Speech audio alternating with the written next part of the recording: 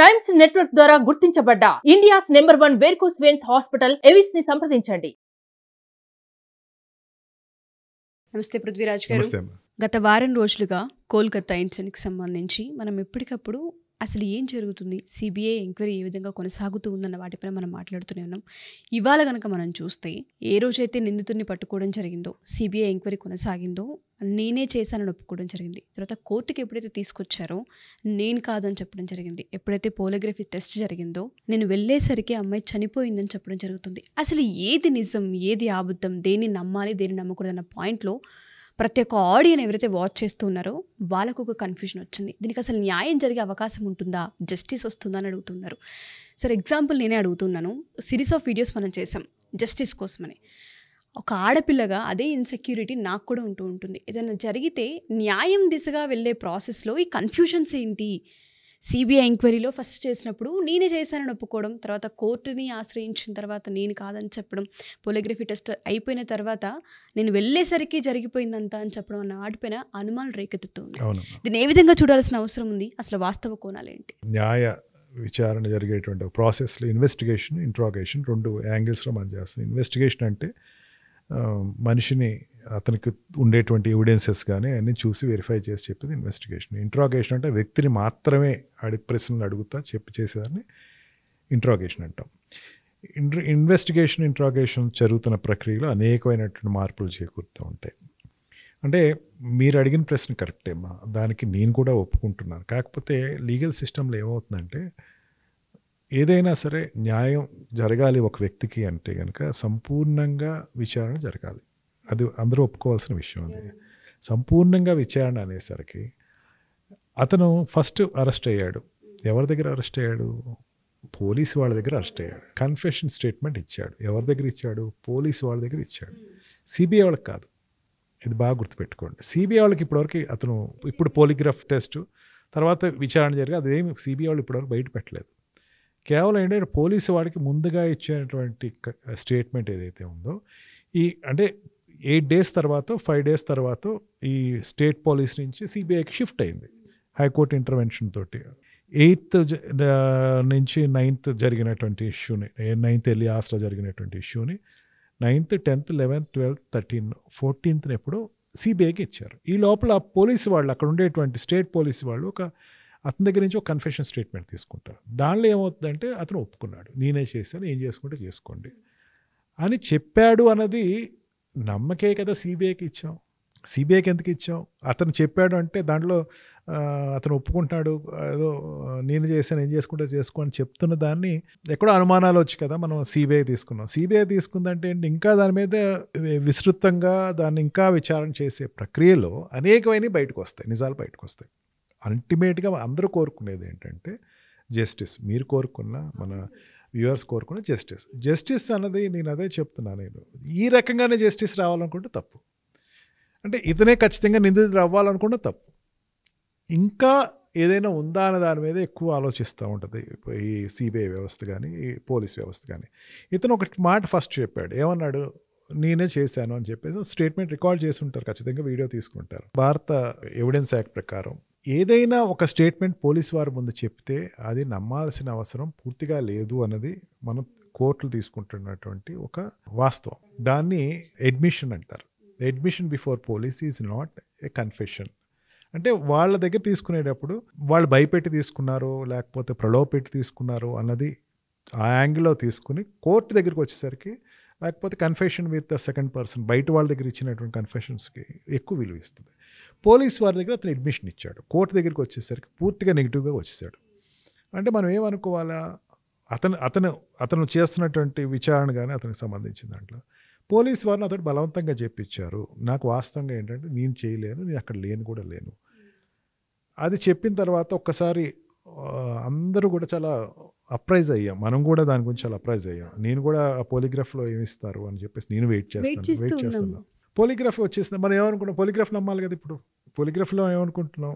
పాలిగ్రాఫ్ని 100% నమ్మేసి ఖచ్చితంగా నిజాలు వచ్చేస్తే ఎవరెవరు వచ్చేసారు, కేస్ క్లోజ్. అందరం దాని గురించే కదా సార్, ఎందుకంటే కన్ఫ్యూజన్ ఉంది, పోలిగ్రఫీ వస్తే తప్ప ఈ కన్ఫ్యూజన్కి తెర లేపదు అన్నట్టుగానే మనం ఎదురు చూస్తున్నాం. సడన్ గా ఈ ట్విస్ట్ అనేది ఒక రకంగా కేసు ముందుకెళ్తుందా, అసలు జస్టిస్ వచ్చే ప్రాసెస్లో ఉందా లేదా అనేది అనుమానం వచ్చేస్తూ ఉంది. అవునమ్మా, నేను అదే అంటున్నాను. మళ్ళీ నేను అడుగుతున్నాను క్వశ్చన్, బయట వాళ్ళని అడగట్లేదు. ఇతను ఒక్కతనే ఉన్నాడు వెనకాల, లేడని కదా మనం అనుకుంటుంది. మళ్ళీ వాళ్ళందరూ బయటకు రావాలి కదమ్మా. లీడ్ ఏముంది దీంట్లో? అతను తప్ప వేరే లీడ్ ఏం లేదు కదా. లీడ్ అంటే ఇంకా అతను వీడియో కవర్ అక్కడ ఉండేటువంటి దాంట్లో ఫుటేజెస్లో ఎవరైనా వచ్చున్నారంటే వాళ్ళని కూడా కలుపుతారు. మనకి చాలా రిమోట్గా ఇచ్చేటువంటి లీడ్స్ ఇచ్చారు వాళ్ళు సిబిఐకి. ఒకటి ఏం చేశారు, ఇవ్వటం కూడా కాకుండా స్టేట్ గవర్నమెంట్లో స్టేట్ పోలీస్ ఏం చేసింది, ఉన్న ఎవిడెన్స్ని మొత్తం తగలబెట్టేసేసింది, మొత్తం నాశనం చేసేసింది. ఆ అమ్మాయిని పోస్ట్ మార్టం చేసినటువంటి ఇమీడియట్గా అమ్మాయిని క్రిమిషన్ చేయించేశారు. అంటే ఆ అమ్మాయి జనరల్గా ఏమవుతుందంటే ఇటువంటి కేసెస్లో ఏదో మళ్ళీ ఇంకా డౌట్ ఉందంటే పోస్ట్ మార్టం చేసి మళ్ళీ అట్లా ఉంచి తర్వాత మళ్ళీ ఫర్దర్ పోస్ట్ మార్టమ్స్ చేస్తారు. అట్లా చేయటం వల్ల ఏంటంటే కొన్ని బయటకు వస్తూ ఉంటాయి. ఇప్పుడు ఆ అమ్మాయి నెయిల్స్లో ఏదో ఇది ఉందన్నారు, స్కిన్ ఉందని చెప్పేసి అన్నారు. అది మ్యాచింగ్ కావాలా, బ్లడ్ మ్యాచింగ్ కావాలా, DNA మ్యాచింగ్ కావాలా, అవన్నీ చాలా వరకు రిమూవ్ అయిపోయినట్టు చెప్పచ్చు. ఎందుకంటే అక్కడ ఉండేటువంటి ఏరియా అంతా ఫుల్గా క్లీన్ చేసేసారు, పగలగొట్టేశారు. క్లీన్ చేయడం పగలగొట్టేశారు. అత్యుత్సాహం అని చెప్పచ్చు, లేకపోతే ఎవరో పెద్ద మనం ఏదైతే అనుకుంటున్నామో ఎవరైతే పెద్ద తలకాయలు అవన్నీ బయటికి వాళ్ళు చేసిన పని ఉండొచ్చు. దీంట్లో ఏమవుతుంది, ఇప్పుడు ఈ పోలిగ్రఫీ టెస్ట్లో అతను కోర్టులో ఇచ్చిన దానికి మ్యాచ్ చేసుకున్నాడు. ఏమన్నాడు కోర్టులో, ఏమన్నాడు, నేను అసలు సంబంధం లేదు, నన్ను ఇరికించారు, ఐఎమ్ ఫ్రేమ్డ్ బై సంబడి అన్నాడు. పోలిగ్రాఫ్ టెస్ట్లో అతను చెప్పింది ఏంటంటే, నేను అక్కడ హత్య సమయంలో నేను వెళ్ళి చూసేసరికి చంపబడి ఉంది, అందుకని పరిగెత్తుకుంటా వెనక్కి వచ్చేసేసాను అని అతను పోలిగ్రాఫ్లో చెప్పాడు. పోలిగ్రాఫ్ని 100% నమ్మచ్చా నమ్మకూడదా అంటే అమ్మ, పోలిగ్రఫీ అనేది ఇట్స్ అన్ యాక్చువల్గా ఏంటంటే పోలిగ్రఫీ టెస్ట్ కానీ, నార్కోటిక్ టెస్ట్లు కానీ, లేకపోతే బ్రెయిన్ మ్యాపింగ్ కానీ కాన్స్టిట్యూషన్కి ఒక రకంగా వ్యతిరేకంగానే ఉంది. వ్యతిరేకత అంటే చేయొద్దు అని కాదు. జనరల్గా ఏమంటామంటే ఏ వ్యక్తిని తనకి ఇష్టం లేకుండా ఒక సాక్ష్యం చెప్పడానికి వీల్లేదు, అతని ఇష్టాలతోటి చెప్పించాలనేది ఒక తీసుకునేటువంటి ఒక విధానం. దీంట్లో పోలిగ్రాఫ్ టెస్ట్ ఏం చేస్తారు, అతనికి ఒక డ్రగ్స్ ఎక్కించి డ్రగ్స్లో అతను చెప్పేటువంటి దాన్ని మత్తులో చెప్పిస్తారు. అతనితోటి మత్తులో చెప్పింది 100% కరెక్టా అవుతుందా అన్నది కేవలం ఒక 60-70% పాసిబిలిటీ తీసుకుంటారు. మిగతాదంతా మేబీ ఆడు చెప్పింది అబద్ధం అని మనం ఏదైతే అనుకున్నామో అట్లా తీసుకుంటే జరుగుతుంది. ఈ వైల్డ్గా వచ్చేటువంటి ఈ ఎవిడెన్సెస్ని ఎల్బీస్ అంటామా, ఎల్బీసెస్ని ఎంతవరకు నమ్ముతాము అంటే ఇంకా విచారణ జరిగే కొద్దీ ఫర్దర్గా సైమల్టేనియస్ ప్యారలల్గా ఇతను చేసినప్పుడే సంజయ్ ఘోష్ ఇంటి దగ్గర రైడ్ జరిగింది. సంజయ్ ఘోష్ దగ్గర రైడ్ చేసినప్పుడు ఇంకా 3-4 డాక్టర్స్ని కూడా కలుపుకున్నారు దీంట్లో. ఆ డాక్టర్స్ని కలిపారు, వాళ్ళు కూడా వాళ్ళ దగ్గర నుంచి ఎంత డబ్బు వెళ్ళింది, ఇది అసలు యాక్చువల్గా మొత్తం తీగలాగుతుందమ్మా సిబిఐ. తీగలాగుతున్నప్పుడు ఇంకా వర్క్ చేయాలి కదమ్మా. ఏదైతే పోలిగ్రఫీ జరుగుతుందో టెస్ట్ ఆ ప్రాసెస్లోనే ఆ టైంలో ప్రిన్సిపల్ ఇంటి పైన రైడ్ కూడా జరిగింది. సిబిఐ వాళ్ళే రైడ్ చేశారు. అంటే ఈ ఏసీబీ రైడ్ వేరు, సిబిఐ రైడ్ వేరు. సిబిఐ రైడ్ చేశారు. సిబిఐ రైడ్ చేసి 15 ప్రాంతాల్లో అన్నీ శోధన చేయటం, సెర్చ్ చేయటం జరిగింది. అతని మీద కంప్లైంట్ కూడా వచ్చింది ప్యారలల్గా. ఇది అయిన తర్వాత ఒక ఉద్యోగి అతను చాలా అక్రమాలు చేసిన కంప్లైంట్ ఇచ్చారు. ఆ కంప్లైంట్ నేపథ్యంలో చేశారు. అంటే తీగ లాగుతున్నారు, గట్టిగా లాగుతున్నారు. ఇప్పుడు స్టేట్ గవర్నమెంట్ ఎందుకు దాసింది అన్న దాని మీదలోకి వెళ్ళాలి అంటే ఇతను ఒక్క స్టేట్మెంట్ అనేది ఇక్కడతోటి మనకేమవుతుంది, ఎండ్ అవుద్దమ్మా. ఇక్కడతోటి కర్టెన్ క్లోజ్ అయిపోద్ది. ఇక్కడ కాదు, ఇతనితోటి కాదు. ఇతను ఒకటి ఫ్రేమింగ్ అనుకుంటున్నాం, ఇతను ఎవరో పెట్టారు అని మనం ఏదైతే మనం నమ్ముతున్నామో మృగుడే, అతను ఒక మృగమే, లేకపోతే రాక్షసంగానే చేశాడు. మనకు దాన్ని కాదంటానికి ఏం లేదు. కానీ అతను ఇప్పుడు ఇచ్చిన స్టేట్మెంటు అందరినీ ఆశ్చర్యం కలిగిస్తుంది. అతన్ని చేయలేదు అంటే ఇంకొకరు చేసి ఉండాలి కదా, చేసిన వ్యక్తి బయట రావాలి కదా. అంటే ఇతని దగ్గర నుంచి లీడ్ ఇంకా ఫర్దర్ ఇన్వెస్టిగేషన్ చేయాలమ్మా. ఏదైనా సరే అమ్మా, ఏదైనా కావచ్చు, ఈ ఇన్వెస్టిగేషన్ ఎంత జరిగినా ఏం జరుగుతున్నా ఒక విషయం మాత్రం మనం బాగా గుర్తుపెట్టుకోవాలి, సుప్రీంకోర్టు చీఫ్ జస్టిస్ పర్యవేక్షణలో జరుగుతుంది. ఆయన నిరంతరం దీన్ని పర్యవేక్షిస్తున్నారు. తప్పు జరగదు, ఆలస్యం జరగదు. ఇది మాత్రం నిర్భయంగా చెప్తున్నాను. ఆలస్యం జరగదు, తప్పు జరగదు. చాలా కాన్సన్ట్రేటివ్గా చేస్తారు. అన్ని వ్యవస్థలు దాంట్లోకి వచ్చి కూర్చున్నాయి. కనపడని వ్యవస్థలు కొన్ని ఉంటాయి, మనం చెప్పలేరు. కొన్ని వ్యవస్థలు ఉంటాయి మనకు కనపడవు. సిబిఐ కనపడుతుంది, సిబిఐ వెనకాల అనేకమైన ఆర్గాన్స్ బయటకు వచ్చి పనిచేస్తూ ఉంటాయి. అవి మనకు కనపడవు. అవి కూడా చెప్పమంటే చెప్పరు. మొత్తం అయిపోయిన తర్వాత ఇన్వెస్టిగేషన్ అయిన తర్వాత చెప్తారు.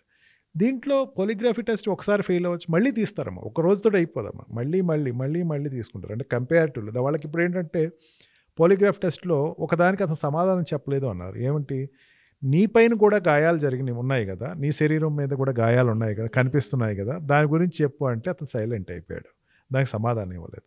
అది కాకుండా సిబిఐ ఆఫీసర్ నిన్న ఒక ఆయన బయటకు వచ్చి చెప్పింది, మన టైమ్స్లో నిన్న న్యూస్ ఏంటంటే 100% కోఆపరేట్ చేయలేదు అన్నట్టు చెప్పాడు అతను ఈ పాలిగ్రఫీ టెస్ట్లో. అందుకని దాంట్లో 100% ఇది అని కాదు, ఇంకా డెవలప్మెంట్స్ ఉన్నాయమ్మా, ఇంకా వస్తున్నాయి, ఇంకా రావాలి. అతను డాక్టర్ని ఈవెన్ సంజయ్ ఘోష్ని అడగాల్సినటువంటి ప్రశ్నలు ఉన్నాయి, ఇవన్నీ కూడా చేసుకుంటే ఇది ఒక స్టార్ట్ అయింది, ఇప్పుడే స్టార్ట్ అయింది, అతి త్వరలోనే ఒక 1 వీక్లో అట్లాగా మనకి మొత్తం కర్టెన్స్ అన్ని క్లియర్ అవుతున్నాయి.